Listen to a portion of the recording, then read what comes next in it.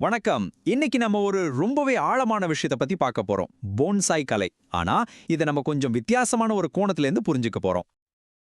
முதல்ல இந்த சத்தத்தை கொஞ்சம் கேளுங்களேன். ஓ ஹீ ஓ ஓ ஓ ஆ ஆ ஆ. என்னடா இது? ஏதோ புரியாத மாதிரி சத்தம் வருதேன்னு யோசிக்கிறீங்களா? நம்புங்க, இதுதான் இன்னைக்கு நாம பார்க்க போற விஷயத்தோட மையமே.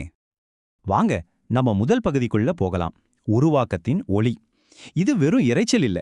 இது ஒரு கலைஞரோட முழு கவனத்தோட, அவரோட முயற்சியோட, அவரோட படைப்பாற்றலோட வெளிப்பாடு. ஒரு அமைதியான கலைக்குள்ள இருக்கிற அந்த இதய துடிப்பை தான் நாம இப்போ கேட்க போறோம். இந்த விளக்கம் எங்கிருந்து வந்ததுன்னு தெரிஞ்சா நீங்க ஆச்சரியப்படுவீங்க. கிளையிலிருந்து பான்சாய் தயாரித்தல்னு ஒரு யூடியூப் வீடியோ இருக்கு. அதோட ஸ்பெஷாலிட்டி என்ன தெரியுமா? அதுல ஒரு வார்த்தை கூட பேச்சு கிடையாது. வெறும் அந்த வேலையை செய்யும்போது வர்ற சத்தம் மட்டும்தான். அந்த சத்தம் தான் அந்த வேலையோட உண்மையான குரல்னே சொல்லலாம். ஆமா, முதல்ல கேட்டப்போ புரியாத மாதிரி இருந்த அந்த சத்தங்களை இப்போ போன்சாய் கலையோட சேர்த்து வச்சு பாப்போமா? அது வெறும் சத்தம் இல்லைங்க, அது பொறுமையோட ஒலி. ஒரு சின்ன கிளையில ஒளிஞ்சிட்டு இருக்கிற ஒரு பெரிய வாய்ப்போட ஒலி. சரி, வாங்க அடுத்த கட்டத்துக்கு போகலாம். ஒரு எளிய ஆரம்பம் யோசிச்சு பாருங்க. உலகத்துல இருக்கிற எல்லா பெரிய கலைப்படைப்புக்குமே ஒரு சின்ன சாதாரண ஆரம்பம் இருந்திருக்கும் இல்லையா? போன்சாயோட தத்துவமே இங்கதான் இருக்கு. அது ஒரு பெரிய மரத்திலேருந்து ஆரம்பிக்கிறது இல்ல. யாருமே கண்டுக்காத, ஒருவேளை வெட்டி தூக்கி போடுற ஒரு சின்ன கிளையிலேருந்து அதோட உயிர் ஆரம்பிக்குது. சாதாரணமா நம்ம கண்ணுக்கு படுற விஷயங்கள்ல கூட எவ்ளோ பெரிய விஷயம் ஒளிஞ்சிருக்குன்னு கண்டுபிடிக்கிறதா இதோட அழகே. ஓ, இந்த சத்தம் ஒரு நிமிஷம் நின்னு யோசிக்கிற மாதிரி இல்ல. ஒரு முக்கியமான முடிவு எடுக்கிற தருணம் இது. எந்த கிளையை எடுக்கலாம், எங்க வெட்டினா சரியா இருக்கும், இந்த தேர்வு தான் முதல் அடி. ஓகே, இப்போ முதல் படி. இப்போதான் நம்ம யோசனையில இருந்ததெல்லாம் நிஜமா மாறப்போகுது. கையில வேலைய ஆரம்பிக்க போறோம். ஒரு சின்ன கிளையிலிருந்து ஒரு போன்சாயை உருமாக்குற அந்த பயணம் இங்கதான் ஆரம்பிக்காது. ஹீ, இந்த சத்தம் அந்த வெட்டு, அந்த முயற்சி. ரொம்ப கவனமா திட்டமிட்டு செய்யற ஒரு வேலை. இது வெறும் வெட்டுறது மட்டும் இல்ல, ஒரு புதிய வாழ்க்கைய ஆரம்பிச்சு வைக்கிற முதல் அசைவு.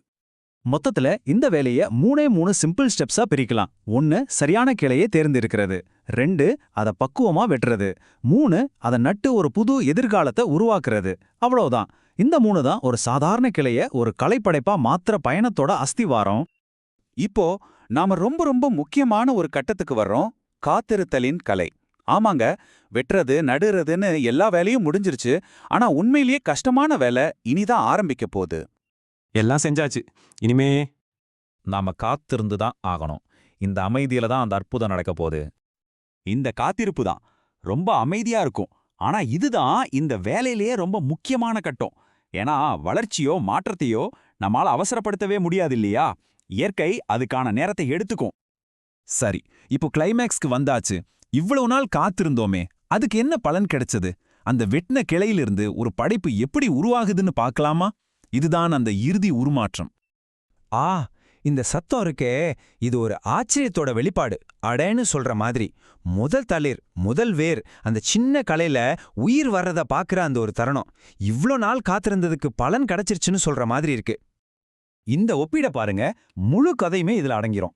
முதல்ல அது ஒரு சாதாரணமா வெட்டி போட்ட கிளை. ஆனா இப்போ அது ஒரு உயிருள்ள சுவாசிக்கிற கலைப்படைப்பு. முதல்ல அது ஒரு குப்பைக்கு போயிருக்க வேண்டிய ஒரு சின்ன வாய்ப்பு. ஆனா இப்போ ரொம்ப அன்பா பார்த்து பார்த்து வளர்த்த ஒரு படைப்பு. எவ்வளவு பெரிய மாற்றம் பாருங்க.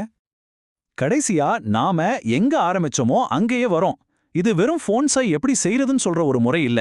இது ஒரு வார்த்தை கூட பேசாம வெறும் சத்தங்கள் மூலமாவும் செயல்கள் மூலமாவும் சொல்லப்பட்ட ஒரு பொறுமையோட கதை. அந்த கலைஞர் நம்ம கிட்ட பேசினது அவரோட வேலையோட சத்தங்கள் மூலமா தான். இத ஒரு கேள்வியோட முடிச்சுக்கலாம். ஒரு சின்ன சாதாரண கிளையில இவ்ளோ பெரிய ஒரு கலை ஒளிஞ்சிருக்குன்னா, நாம ஒவ்வொரு நாளும் சாதாரணம்னு நினைச்சு கண்டுக்காம போற விஷயங்களுக்குள்ள இன்னும் என்னெல்லாம் பெரிய பெரிய வாய்ப்புகள் நமக்காக காத்துட்டு இருக்கோம்? ஒரு நிமிஷம் யோசிச்சு பாருங்களேன்.